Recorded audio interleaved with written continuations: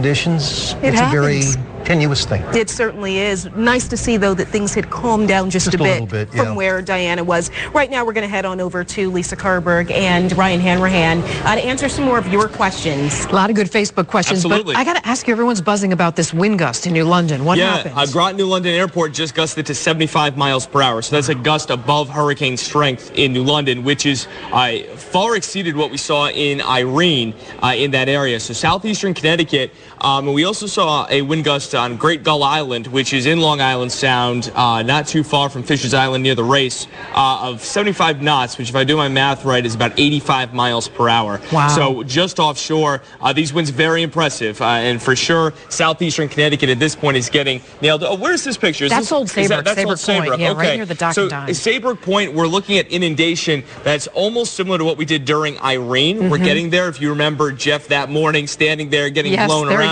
There's Jeff. Hi, Jeff. Just flew by. And you can see the waves are a lot bigger because the wind is a little bit stronger. So that's why we're concerned about coastal flooding exceeding what we saw during Irene. And that's usually a calm river. Okay, let's get to our Facebook questions. This is accelerating like Gloria did. Looks like it will blow by us and spare us most of the damage. Hopefully, it will fall apart like Gloria did after landfall. Well, and the big difference between Gloria and this storm is that when Gloria was hitting us, it moved from south to north. So as soon as the storm passed us, the winds shifted out of the west and blew all the water out of Long Island Sound. This is a different situation. It's making landfall to our south. So we have northeasterly winds now. After landfall, we'll have southeasterly winds. That's not helping us at all. So even once the storm makes landfall, we're still looking at onshore winds. That's why the coastal flooding will be worse once the storm actually moves inland. So unlike Gloria, we'll have much more impressive storm surge values. So that's a big concern. Okay, next question. I've been watching all day, but haven't heard you talk about wind direction. We At just some point, did. I knew the this wind question was change coming. from northeast to southwest? No, because the storm is not really hitting us dead on. It's passing to our south. So we will see the winds veer from northeast to southeast, but that is still dangerous. And one of the things we're concerned about, wow, look at those waves coming in. That's the Connecticut River. I know. Right that there. is That's just unbelievable. I could sit and watch that. So what we're talking about here is the winds, again, a little offshore now, still blowing out of the east, but they will shift to the southeast, which will blow them the water right onshore. So we will see not a total 180 in the wind direction shift, but more like sort of a 90-degree shift. So still an onshore wind and still causing problems. Okay, next question. Can we expect some rivers to overflow? Places like the Connecticut River, where you were looking, yes, tidal rivers will likely look at storm surge flooding. But if you're in one of those areas that's susceptible to flooding, you're in an evacuation zone, so you would know already. So if you're in Lyme and you live on the Connecticut River or Essex or Deep River, those areas are susceptible to flooding. Same on the Housatonic River, the Saugatuck River in Westport. All those places that are in low-lying areas have all been evacuated, or at least the town officials have asked them to evacuate. Okay. And next question, will there be, this is a big one, will there be any tornadoes with Sandy? A lot of people are really worried about that. Unlikely, but it's a non-zero chance. So a very low probability of a tornado, but we can't totally rule it out. But I'm not, at this point, I'm not worried about it. We're watching radar closely, but I haven't seen anything that gives us a little bit of pause. Brooke, do we have a little extra time? Can we go to the weather maps? Is that okay with us? Yeah, let's go to the weather maps. We can throw up tracker. I can show you. I wanted to show you this, Lisa, because this is sort of important. This is when low tide is occurring. So the tide's been going out all day, but this is low tide. So low tide in New London is at 4 o'clock. So it's just past 4 minutes ago. So we're going to be looking at the tides beginning to increase. So even though we've seen the water levels recede, soon the water will begin rising again in Stonington and New London. By Old Saybrook, it's at 5 o'clock. That's when low tide is. So after 5, the tide will be coming back up. And then 6 o'clock, that holds for East Haven, New Haven, Milford, Bridgeport, all the way down to Westport and Stamford. Low tide is all around 6 o'clock. So once we get past that level. Now, a bit of good news here, Lisa. We have seen the Weather Service drop the storm surge forecast just a little bit. So in New Haven, we have a predicted storm surge, a total tide of 12 feet.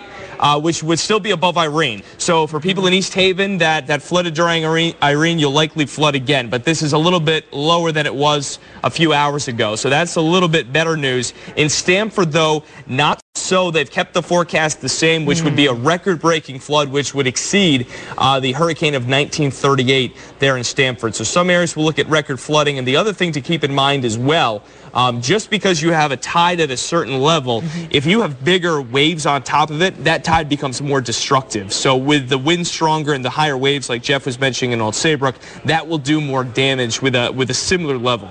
I'm hearing lower winds, and I'm hearing it's coming in fast. Is that good for us, the combination of those things? Is there any? Yes, I think we moved the timing up just enough that we may be a little bit lucky. So instead of looking at a 38 kind of surge, we may be a little below that. But, I mean, we are splitting hairs here. We need to prepare for the worst case scenario. There's some indications we may see a little bit less than that, but I wouldn't count on it. There's still a very high probability that we see a catastrophic storm surge event. If we thought Irene was bad, every indication is this will be worse than Irene. And you can see there in Old Saybrook, a lot of the restaurants, we saw a picture earlier from Guilford of the mooring and the stone house there, flooded from this morning's high tide, and they just rebuilt. They just reopened not too long ago, and they already had water into their restaurants earlier today, and that seems being repeated across the Long Island Sound. And right there, Dock and Dine too. People sending me pictures. Yeah, okay.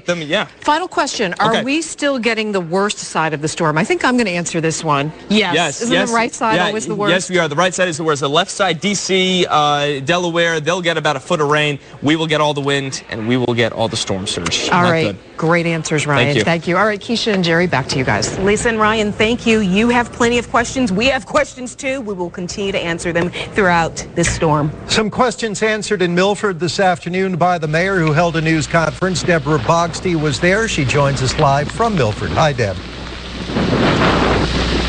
Hi, Jerry. The winds here definitely picking up, the rain picking up as the hours go by. We're in an area of Milford off of Melba Street, and you can see right behind me these houses here already dealing with flooding from the tide that came in earlier today. Now, during that news conference about 2 o'clock this afternoon, the mayor of Milford said that he went out and surveyed these low-lying areas after that tide came in earlier today. And he says the tide then, or the flooding then, was already as bad as they saw here in Milford after Tropical Storm Irene rolled through here last year. The mayor is warning everyone that he is still preparing for, and he expects that when high tide comes in again, which happens just before midnight tonight here in Milford, he expects that the flooding will be as bad or even possibly worse than what they saw here during that hurricane of 1938. So that's still what they're planning on here in Milford at this time. He does say that they have evacuated 4 low-lying areas like this one where we are right now, mandatory evacuations. He said that fire and police have gone door to door in this community. They did so last night, encouraging everyone in these areas to get out. They said a large number of people are listening to those warnings and have headed for higher ground. He also wanted to remind residents there is a shelter open at Jonathan Law High School in Milford, and he is, of course, urging everyone in these low-lying areas and even areas that might be a little bit higher to go ahead and seek higher ground. That is the latest here in Milford. Deborah Bogsty, NBC Connecticut News. We'll send it back to you. Deb, just a quick question. You've been out and about there in Milford. Have you seen any people out on the streets? Actually, Keisha, that's a great question. We are still seeing people outside. We're kind of in an area that's a little bit higher here that kind of overlooks this area that you see behind me. There are a lot of cars driving just where we are. A lot of people coming out, taking pictures still, looking around, trying to see what damage there is already. A lot of these people coming and going, but even on roads around here, we're still seeing people driving out. And even as we drove in here earlier today, a lot of people still out on those areas as we came down here from West Hartford. So a lot of people still out and about. Certainly the advice from the mayor of Milford and, of course, across the state is to get inside. Back to you. Deborah Bogsty joining us live from Milford. Thank you.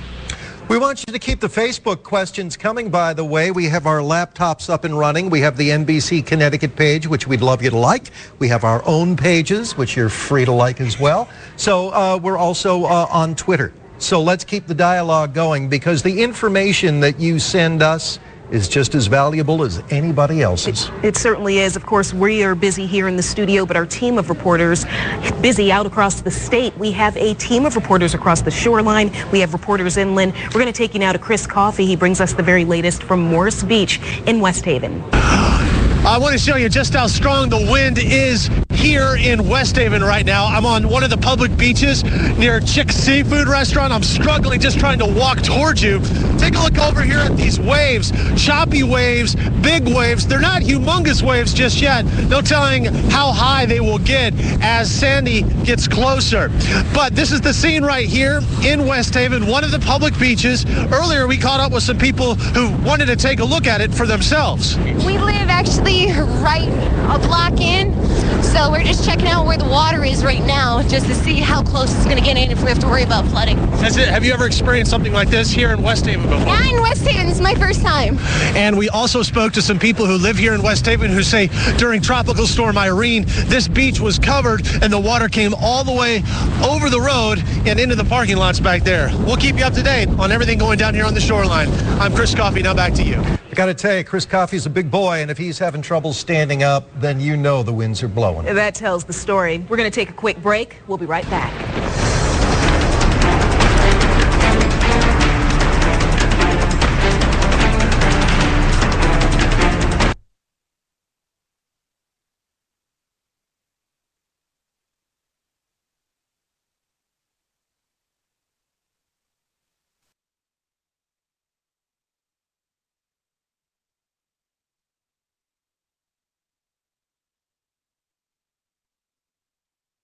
How many miles southeast of Atlantic City are we currently coming in at? That says 65 southeast. 65. Okay, that's what I'm looking for. 65 southeast of Atlantic City. So I really think if it's moving, guys, at almost 30 miles per hour, almost, it's 28. I mean, you can do the math right there yourself. It's about 2 hours or so.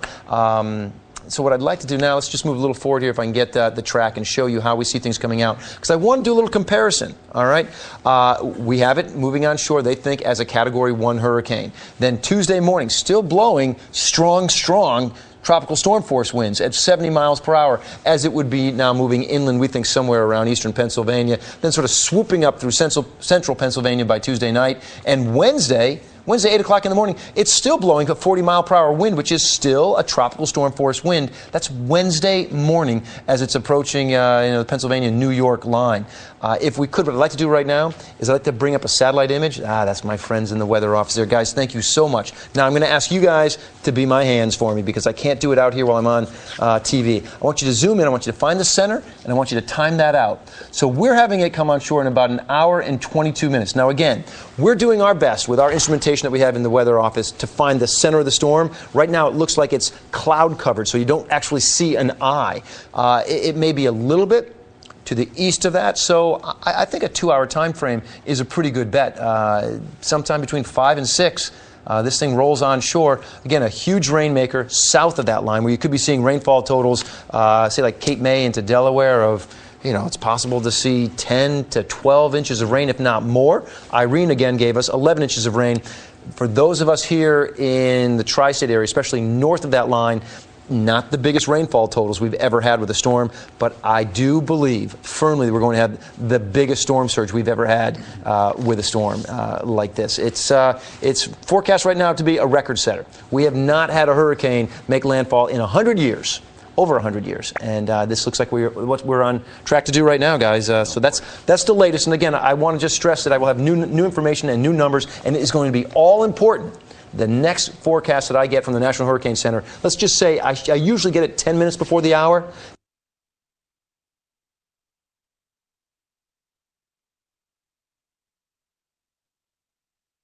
They come out about every 3 to 6 hours. So I will get that information. I'll bring it right out here to my colleagues here at the weather desk. Lonnie, we've been talking about the storm surges and the winds. What about for the folks inland? There's a possibility of tornadoes being spawned. Absolutely, too, right? There's a possibility for tornadoes with this thing. As it makes a transition from a tropical system to more like a nor'easter, it's not going to be as great a threat. But if this holds on to its warm core, and that's what makes it a tropical system, you've got to put that risk for tornadoes way up there, and it would be in the northeast quadrant of the storm. But again, I'm starting to lose that whole definition because it's starting to spread out a bit more, and again, behave more like a nor'easter. It's not there yet. Still behaving like a tropical system, but if it transitions, it becomes a whole different animal that we deal with. And the problem there is, okay, so we're not going to have as much of a threat with tornadoes, but now the problem is it starts to feed on the colder water and air around it as opposed to being destroyed by that. It's something I've never seen before, guys. I mean, look, it has happened before. It's called a hybrid system. In my lifetime, I haven't reported on them. It's really hard to just digest all of this. Really.